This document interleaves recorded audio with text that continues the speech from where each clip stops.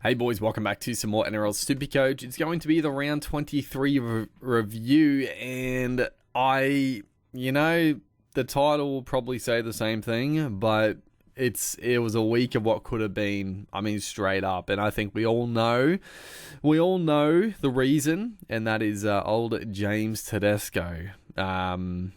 Did not captain him, unfortunately.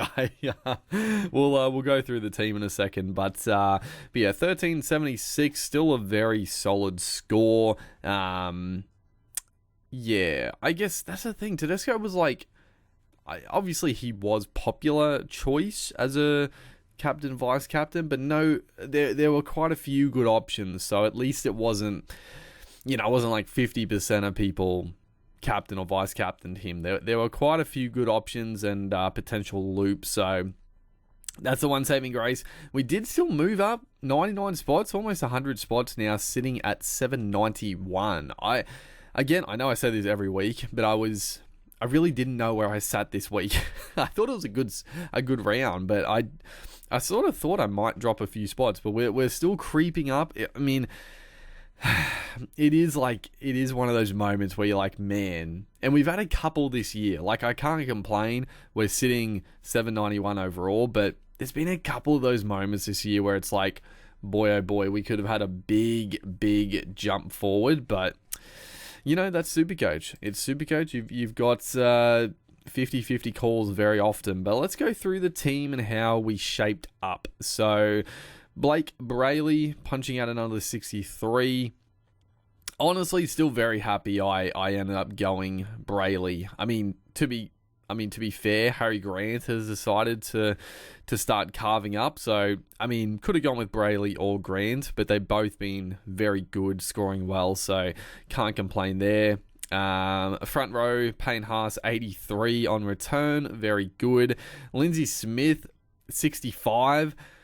Oh, I mean, thank you, Lindsay Smith. You're doing me a great job. I can't believe it. He's now almost as expensive Payne Haas as crazy as it is, but he's turned the corner. I can't believe it. I was so mad at Lindsay Smith, but he has been exceptional.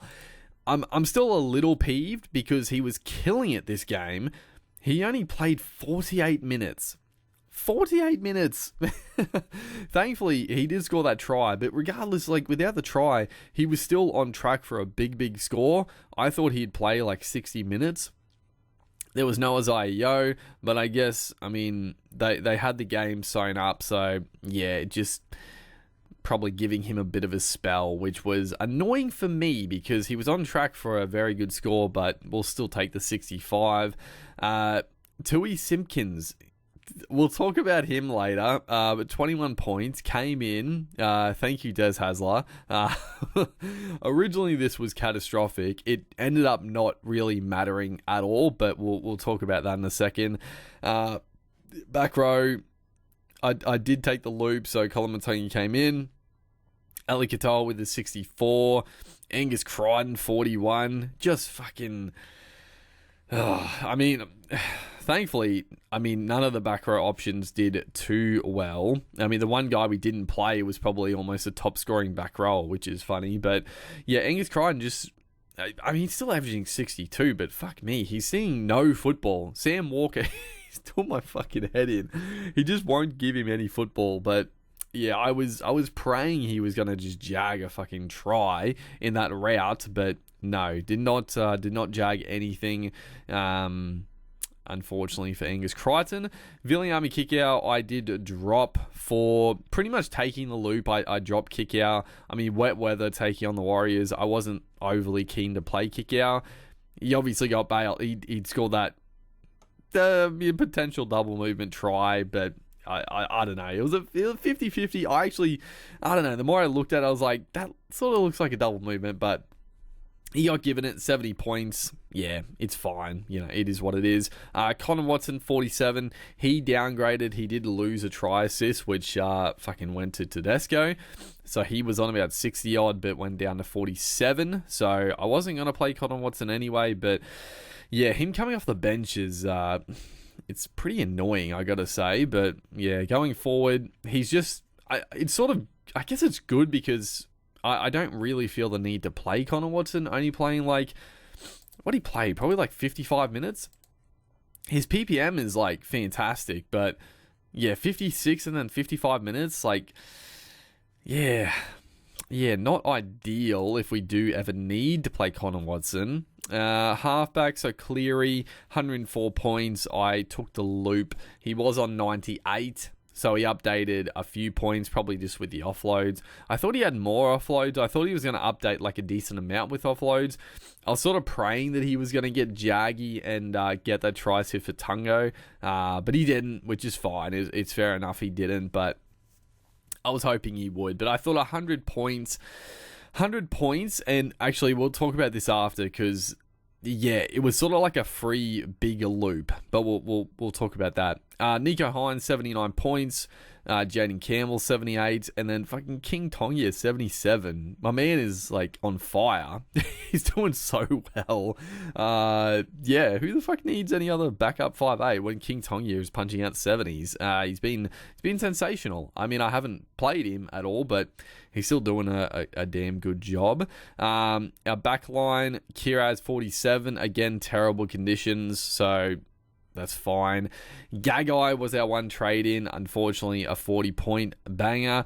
I mean, it's one of those ones, like, I'm still very tempted to sit on the trade of, obviously, Farnworth to Gagai, because I was not confident playing Gagai. I mean, I was confident playing him, but I wasn't expecting much against Penrith. I thought Penrith would put a score on them. It also turned out to be terrible. That actually, sorry, that was the thought process. I was watching the game, or the start of the game. It was pretty clear. Like, it looked okay conditions. I was like, you know what? We'll go with Gagai. It's okay conditions. Even against Penrith, I'm like, he'll probably still base well. And then fucking second half comes and it's the worst. It's the worst conditions of all time. So I was like, oh man, I should have just held off. But it's fine. The thing is, I'm very happy to have Gagai for the run home. The Knights have a pretty good run to finish, and I still think Gagai is very, very good playing at fullback. Obviously not goal kicking, which was annoying, but yeah, it is what it is. I'm still happy to have Gagai. My Isaac Tungo play feels good. Feels very good. Still annoying you got Sinbin last week, but I feel pretty damn good about the Isaac Tungo. A massive pod for sure. Like, literally nobody has been talking about Tungo. It's like To'o, it's Mulatalo, it's these other guys, which is fair enough, but Isaac Tungo, very, very solid. So I'm very happy with that. Don't get me wrong, it could have been a lot more. He fucking Dylan Edwards in that first half sort of like got through a bit of a gap and had defense scrambled. All he has to do is pass the ball to Tungo. Tungo scores basically untouched, but fucking Edwards decided to take it on himself and got tackled. I was watching like, what are you doing? that was a try assist and a try to Tungo gone begging early on. I thought I was like when he scored that late try, I was fucking cheering because I'm like, oh my god, Penrith are going to put a number on. Tungo could have scored like 3 tries, but he's going to get 0. But thankfully, just powered through some poor defense. So 90 points, I'll take that. And Nwanganitawaze, I was always going to play him. There was never any doubt. Obviously, we've taken a few low scores, but my boy hit back with a big ton in this one. Again, just give him the fucking ball. Like, just give him the damn ball. He's too good. It's a bit of a tough game coming up against the Doggies. I really hope Sydney can fuck off with the weather.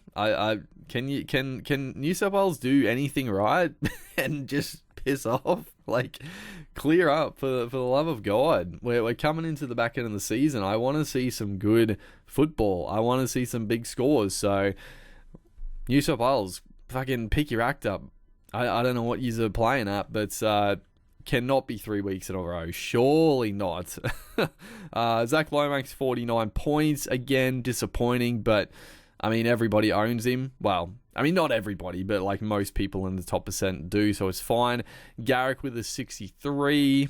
You'll take it. Could have, I mean, it was a tough matchup, but, on that wing, potential to go big, but you'll take the 63. And then the fullback, so Tedesco 189. Oh my word. He was my captain. He would have been the captain if I didn't take the loop. So that's the thing that stings for sure. I think you pretty much work it out to be like, I think it works out basically the difference. So missed out on 85 points. I'm pretty sure that the maths work out like that. I haven't calculated it, but I'm pretty sure when I've looked in the past, that's pretty much how it works. If you double Tedesco's score and then added Cleary's score, it'll be so-and-so. And then if you double Cleary's score and then added just Tedesco's 189, it would be 89 less than the previous. Correct me if I'm wrong, but I'm pretty sure the simplicity of it is just the difference in their initial scores. It's not like double, because you do get the double of the other guy. So the getting the wrong captaincy always feels really bad, but it's never as bad as what it seems, I guess. Unless obviously you drop someone who also scores really well. That's another factor. But just simplicity, that's sort of how it works. I mean, don't get me wrong, almost 100 points, like that would have been a big week. But yeah, it's never as bad as quite what you think. But yeah, still fucking annoying. Dylan Edwards 73, and then Scotty Drinkwater with a 43. I was really hoping Drinky would go massive. Now it does leave a big question of what to do. We'll talk about that in a second. But what happened? So what happened in this game? So Cleary vice captain, obviously. Originally, we had Kickout playing, but yeah, Cleary vice captain. Tedesco was my captain. Cleary with a ton though. I was like, oh, it's pretty good. And then just to make it even better. So after this, the Dragons played the Sharks, and King Tongia scored 77 points. Tongia scored 77 points, and the only other players that hadn't played for me was Connor Watson. That's it. Connor Watson, and if I dropped Kickout, it would be Kickout. So out of my lowest scoring players, it would either be 77 from King Tongia or whatever Watson and Kickout scored, right? So I was like, oh, it's pretty much a free loop at that point. It's pretty much a free loop. And then it was even better after the Roosters played. Connor Watson was on like 66 because he had a try assist that got given to Tedesco after updates. But Watson was on like 66, and then the fucking Doggies played, and I think Kickout was on like high 60s. So I was like, fuck, that's a free loop of 60 odd points. We definitely made the right choice. And then and then come Sunday afternoon, I booted up Twitter and I see Tui Simpkins is fucking on the bench. I couldn't believe it. I couldn't believe it. And like, part of me, I'm not going to lie, there was definitely a moment where I was like, fuck, am I going to trade out Simpkins? And then I thought about it for more than like 2 minutes or more than a second. And I was like, no, it's not worth it. Like Simpkins, I was like, yeah, if he scores like 20 points, really, you're not losing 40 points because Simpkins' score would still drop out. You would lose like, our second lowest score, I think, was Gagai, who scored 40. So Gagai's 40 compared to like Watson's 65. So really, you're only missing like 15 points or so. So the more I thought about it, I was like, no. Don't get me wrong, though. In that moment when I saw Simpkin on the bench and I was like, he's going to fuck my AE, I was like, do I trade him? Do I trade him? It would have worked out. The annoying part is that, actually, no, it would have been fucking terrible. I was like, I could have traded him to like Kalani Going if he played later, but even that would have been terrible because then I wouldn't have been able to make money from the Santa Smith to Going trade. So thankfully, I actually thought about it. I was like, no, this isn't worth it. It is annoying, but it's really not that big a deal with the flex. The flex really saves the AE problem. If you only got like one AE, obviously we had other low scores, but it really didn't matter. It really didn't matter because there's a lot of like 40s. And then, obviously, after updates, Connor Watson updated down to 47, and Angus Crichton, he got 41 points. So, if we did do that, let's say Tui Simpkins didn't play. If Simpkins didn't play, our lowest score, our lowest scoring non-playing player would have been Connor Watson. 47 would have come in, and our lowest score would have still dropped out, which would have been, it would have been Dane Gaggai's 40. So we would have made 7 points. It would have been a 7-point increase if Simpkins didn't play. Whereas this way, obviously our lowest scorer player Simpkins came in, but his score dropped out, and we got Dane Gaggai as our lowest scorer with 40. So it didn't matter. It didn't matter. There was a lot of shit going on. Obviously, at the end of the day, we should have just kept the captaincy on Tedesco, and we would have played kick out. But what can you do? What can you do? That's one of those moments in Supercoach. I could have taken the punt. I felt good about the Roosters against the Dolphins. I wasn't expecting fucking 64-12, but I was expecting a big score. But 100-point loop, when it was like a free loop at the time, it was too good to pass up. But I digress. So moving forward. Who's on the bye this week? I don't think I've got anyone anyway. Oh, it's the Raiders. That's right. It's the Raiders who, that's fine. Obviously, that's really good for me. I mean, for one, because I don't have any Raiders, but also they're a fairly popular team. Obviously, Tarpany popular. Hudson Young has been a popular trade-in. I got to say, I'm very happy I've not gone Hudson Young yet, because he scored okay. He got like 60, I think, last week. But he's had a couple of poor scores, and now he's on a bye and then coming into Penrith. So I still think I want Hudson Young after Penrith. But the back row, I got to see. The back row was a shit show this week, right?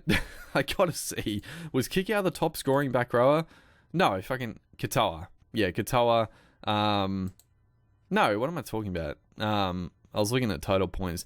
Hugo Savala. Hugo Savala with the 97. I mean, fuck, if you're playing Hugo Savala in your team at this point of the season, full credit to you. Papali'i, fucking Liam Henry, 86. Luke Garner, so all the Penrith boys did well. Bowie Fermor scored a try. Ruben Cotter.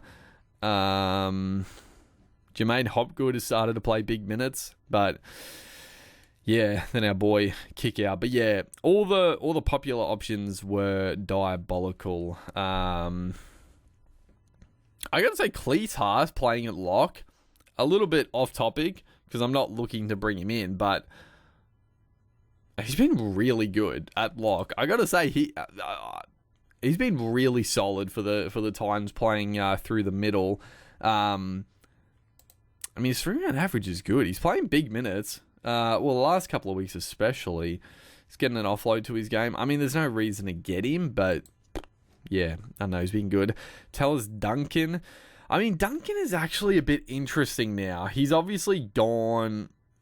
He's not at the ridiculous levels he was when he went big for a few weeks there.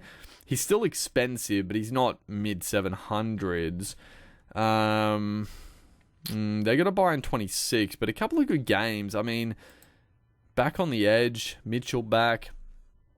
It's interesting. Hudson Young, 62. Who else are we... Dude, the back row is it's diabolical this year. It's really bad. It's really bad. Aaron Clark, 49. Carrigan, 49. Preston, 45. Fucking Crichton, 41. Nickera, 38. I mean, that feels good as well. Like, Nickera is a somewhat popular option. I was somewhat tempted a few weeks ago. It's been diabolical for people that picked him up. He's now suspended for the rest of the season. Oh, man.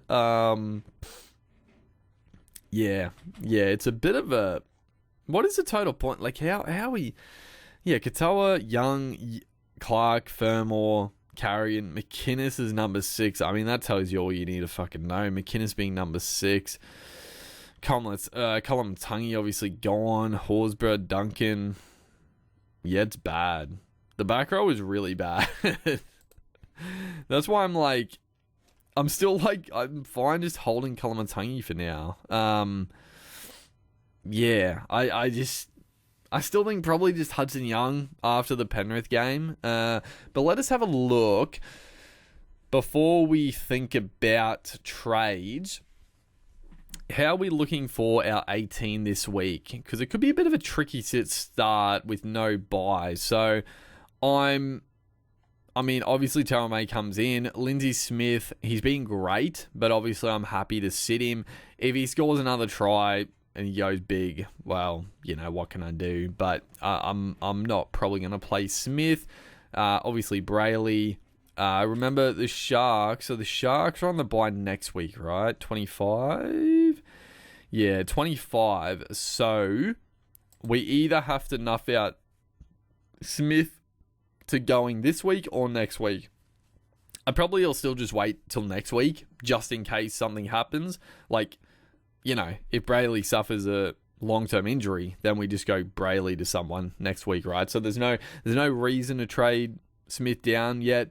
We're still happy to run Brayley this week and then see what happens next week. Or even Watson if Watson gets injured or something like that. So there's no reason to jump the trade early until I need to.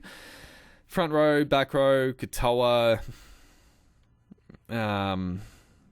Yeah, who are the Dogs playing? Oh, fuck, it's Crichton. Okay, at least they're not against each other. Kick-Outs on the other side, which is good. Like, I guess it wouldn't really matter, but you don't want your players to be running at each other, basically, because they could cannibalize each other. Kick-Out will be up against Wong's going to be out concussion. Who's going to play back row? Probably, I don't know, maybe Radley goes there. Butcher, I don't know. But it's not, I probably play Kick-Out. Yeah, I think I just play this back row, Kick-Out and Crichton. I mean, it's been pretty underwhelming, but yeah, I think I just run it back. I mean, I'm not going to play. The only other guy I've got is Connor Watson. I'm not playing Connor Watson if he's coming off the bench again. Halfbacks, obviously Cleary, Hines. Hines up against the Titans. Very good matchup for them.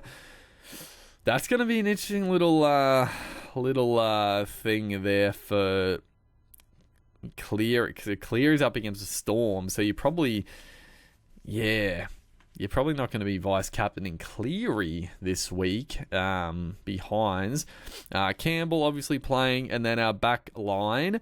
So Kiraz, I mean, obviously I'm playing Kiraz. I'm definitely playing Gagai.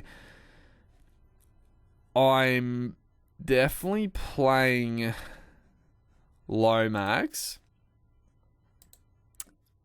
Definitely playing Garrick. Yeah, they take on the Tigers, so for sure. And then our fullbacks, Tedesco, Edwards, and Drinky. Who are our reserves? So we've got Hines. Yeah, I guess. Yeah. Again, the depth is not as big as you'd think. I guess I'd probably just go with the upside again. Again, I could just play it safe and go like a Lindsay Smith instead of like a Tungo or a Nwangani Tawaze. But I think I just ride again. Like, I mean, the Dogs game is not ideal for Nwangani Tawaze, but I think he's a guy that I think you just play every week. He's going to have the odd low score, but the low scores aren't even that bad because just his tackle busting and offloading. Like, he's got pretty good base, like, considering. Like, he doesn't run it that much, but what he does with the runs, like, he's still scoring pretty well. So I think he's a play. Tungo against a Storm, he'll be up against... Is that Munster's side? Unfortunately, I think. Yeah. The Storm's other edge is, like, way worse, so that's a bit annoying, but I'd probably still play Tungo, I think. I mean, it's either Tungo or Lindsay Smith, and I think I just take the upside of Isaac Tungo. It's not a great matchup, but I'm happy to run with it. Tungo, again, like, he's got good base. As long as he doesn't fucking have a brain fade and get sin binned, he's gonna score like fine. So I think that's pretty good. I don't know. It feels a bit weaker this week. There are good matchups, but yeah. So the big question mark now, obviously we won't get too far into like trades. I think, again, I'm probably only going to use one trade. I'm happy to only use the one, but the big question mark is going to be Drinky, right? So Drinky, I said this before in my like future planning, that we've got to save at least one trade for the final round, because Drinky doesn't play round 27, and obviously he's in a very high up scoring position, so you want to be able to trade him out. The question now, though, is, do you trade him out early? And I'm starting to lean towards yes. Obviously, actually, I don't, nah, probably not. Oh, man, they take, it's Newcastle and then the Tigers. And Newcastle, he's going to be a bit of a pod, because I feel like a lot of people are going to trade him out. No, I think I'd probably just hold it. I think I just hold the trade on Drinky. It's a good matchup. I mean, Newcastle, I think, will be better than they were last week. The Cowboys are still a bit fucking, how you going? But I think he's a pretty good hold this week. And obviously next week against the Tigers could be a score as well. You probably hold it. I guess also we might have a choice also, because the Broncos are decimated. Karapani probably finds his way back into the side. Reece Walsh with the goal kicking, he's a little tempting, but obviously then on top of that, it's only really for this week. It's a good game against the Dolphins, but then, I mean, Newcastle Cowboys is pretty good as well, but then they finish with the Storm. But yeah, I don't know what to expect from the Bronx now without Ezra Mam and Adam Reynolds. I mean, you do have Ben Hunt there, but yeah, I don't know. It's an interesting couple of weeks, actually. Like, if we did want to trade Drinky, he's leaking cash. How are we going? Like, how are the guys we're looking for? What are their prices? So Walsh is at 680, but he is obviously going to lose cash. He's only at 68 break even, so he'd probably make cash. Latrell Mitchell, Latrell Mitchell's sort of interesting as well. I mean, if he stays at center, probably not. But if they ended up putting him back to fullback, I could get around it. And then the other guy is obviously Tom Trbojevic, bro. Oh, it's Tom Trbojevic. I mean, what can you say? He thankfully he does have a big break even, but man, their draw is really good. Like, I mean, the Tigers, I feel like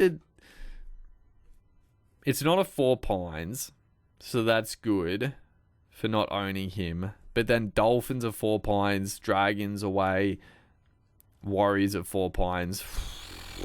I think I'm probably just going to hold off on this week. Again, depends on team list, because Tommy might not play fullback. Lehigh obviously comes back into the team this week from concussion last game, I think it was. So we'll see if Lehigh goes back to fullback or if they persist with Tommy. I think they go with Tommy, but we'll see. But yeah, we'll have a look at team list, see if there's any doozies, and if we need to go through anything else. But other than that, still looking good. Things are moving well. I feel like the depth is looking a little shaky, but again, it's still not bad. Yeah, we still have trades to play with, and obviously a couple of guys that are sitting here with we're still got a guy 600k just sitting there. not doing anything, which is fine. I really wish Kalamatangi was like due back like the final round, even the second last game. Like it's annoying that he's gone for the season, because part of me is like, man, it would be great to hold him for like the final game and he comes back and kills it. But yeah, I don't think he's a chance. I gotta like look it up. I know they're saying out for the season, but I gotta look it up to see if he's like genuinely like definitely gone for the season. Because if he's not, there's definitely a temptation just to hold him and have a really good number for like the final round. But we'll see. Obviously got a couple of weeks. I'm not really that keen on any back row anyway, so it's fine. Hopefully guys are enjoying the content. Make sure to like and comment. I'll see you guys in the next one.